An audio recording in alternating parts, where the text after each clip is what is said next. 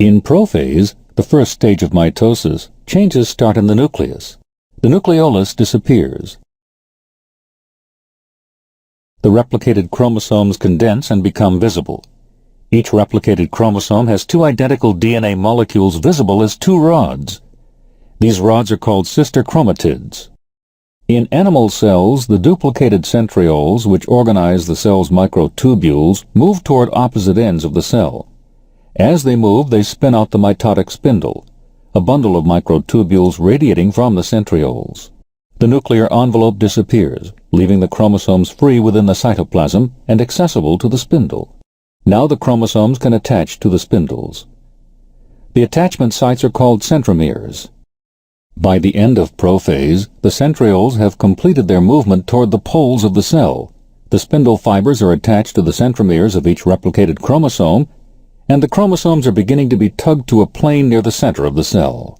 Keep in mind that many of the steps of prophase occur simultaneously.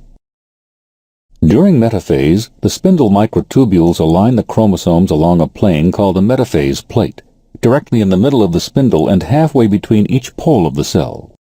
Notice that the two identical sister chromatids are connected at a single point called the centromere. Within a replicated chromosome, each sister chromatid connects through the centromere to spindle fibers attached to opposite poles of the cell. During anaphase, the centromeres split. The spindle microtubules shorten, pulling the separated sister chromatids from their centromeres to opposite poles. One sister chromatid in a pair goes to one side of the cell, the other sister chromatid to the other. Each end of the stretched cell ends up with a complete set of chromosomes. During telophase, mitosis is nearly complete, and many of the steps that occurred in prophase reverse themselves. Once the chromosomes reach their destinations, the mitotic spindle dissolves. The nuclear membrane reforms around the two sets of chromosomes.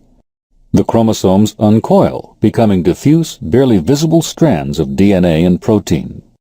A nucleolus appears in each new nucleus.